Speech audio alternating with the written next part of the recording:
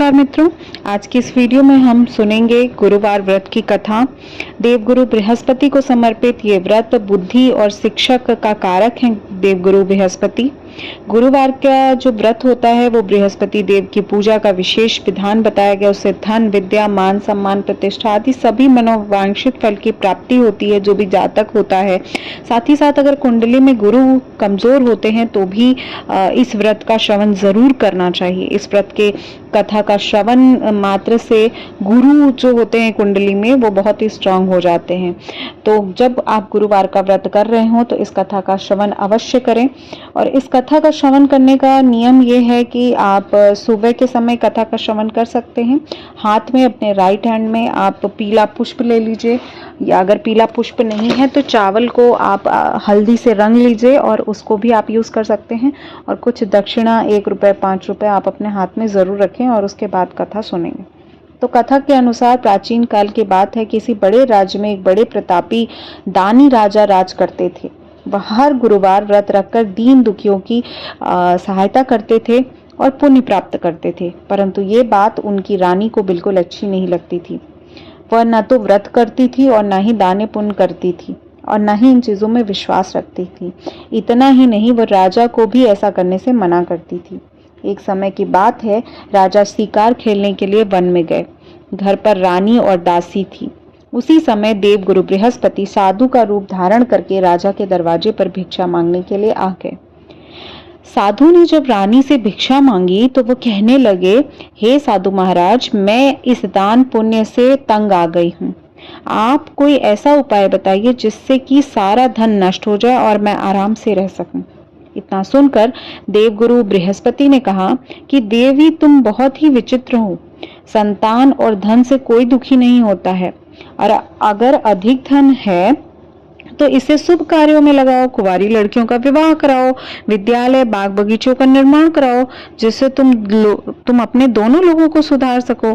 परंतु साधु की इन बातों से रानी खुश नहीं हुई। उसने कहा कि मुझे ऐसे धन की आवश्यकता नहीं जिसे मैं दान ही दे दूं, जिसे संभालने में मेरा सारा समय नष्ट हो जाए। तब साधु ने कहा, अगर तुम्हारी ऐसी ही इच्छा है तो मैं तुम्हें बताता हूँ, वैसा ही करना।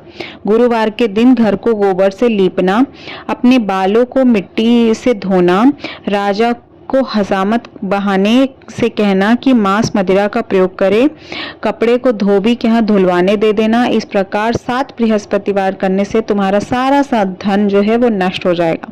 इतना कहकर साधु ने बृहस्पति रूप में अंतर्ध्यान हो गए।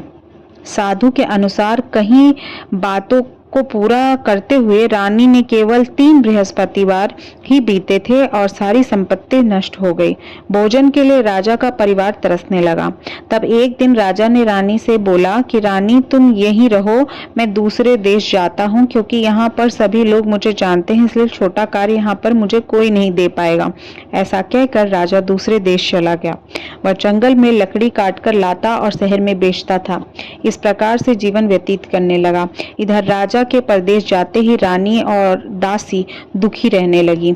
एक बार जब रानी और दासी 7 दिन तक भोजन नहीं मिला और बिना भोजन के उन्हें रहना पड़ा, तो रानी ने अपनी दासी से कहा, हे दासी, पास ही नगर में मेरी बहन रहती है, वो बड़ी धनवान है, तो उसके पास जा और कुछ लेके आ ताकि थोड़ी गुजर बसर हो जाए। दासी रानी की बहन के पास गई। उस दिन गुरुवार का दिन था और रानी की बहन उस दिन बृहस्पतिवार की व्रत का कथा सुन रही थी। दासी ने रानी की बड़ी बहन को अपनी रानी के संदेश दिया, लेकिन रानी की बड़ी बहन ने कोई उत्तर नहीं दिया। जब रानी की बहन से कोई उत्तर नहीं मिला तो वह दुखी हो गई और उसे क्रोध भी आया। दासी वापस आकर रानी से सारी बातें बता दी। ये सुनकर रानी को अपने भाग्य को कोसा, और उधर रानी की बहन ने सोचा कि मेरी की बहन की दासी आई हुई थी, परंतु मैं उससे नहीं बोली, इससे वह दुखी हुई होगी। कथा सुनकर और पूजा समाप्ति के बाद अपनी बहन के घर आई और उससे कहने लगी कि हे बहन, मैं बृहस्पतिवार की व्रत कथा कर रही थी, तुम्हारी दासी मेरे घर आई, परंतु जब तक कथा होती है तब तक हम न उठते हैं न बोलते हैं, इसीलिए नहीं मैं बोली। बताओ दासी क्यों आई थी? रानी बोली, बहन तुमसे क्या छिपाऊं, मेरे घर में खाने तक को अनाज नहीं है। ऐसा कहते कहते रानी की आंखें भर आई।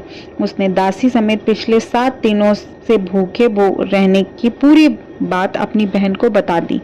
रानी की बहन बोली, देखो बहन, भगवान बृहस्पति देव सबकी मनोकामना पूर्ण करते हैं और शायद तुम्हारे घर में कुछ अनाज रखा हो। पहले तो रानी को विश्वास नहीं हुआ, पर बहन के आग्रह पर उसने अंदर दासी को भेजा तो सचमुच अनाज से भरा एक घड़ा मिला। यह देखकर दासी काफी प्रसन्न हुई और काफी हैरान भी हुई।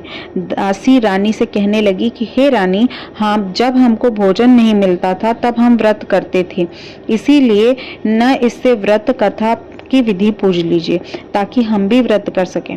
तब रानी ने अपनी बड़ी बहन से बृहस्पतिवार के व्रत के बारे में पूछा। उसकी बहन ने बताया कि बृहस्पतिवार के व्रत में चने की दाल, मुनक्का, केले की जड़ में अर्पित करना चाहिए और वहां दीपक जलाना चाहिए। व्रत की कथा सुनना चाहिए और पीला ही भोजन करना चाहिए और पीला ही वस्त्र पहनना चाहिए। इससे बृहस्पति भगवान और विष्णु भगवान प्रसन्न होते हैं। व्रत और पूजा की विधि बताकर रानी अपने घर की ओर लौट गई। 7 दिन बाद जब गुरुवार आया तब रानी और दासी ने व्रत रखा। वह घुड़साल में जाकर चना और गुड़ लेकर आई। फिर उसने केले की जड़ में भगवान विष्णु की पूजा की।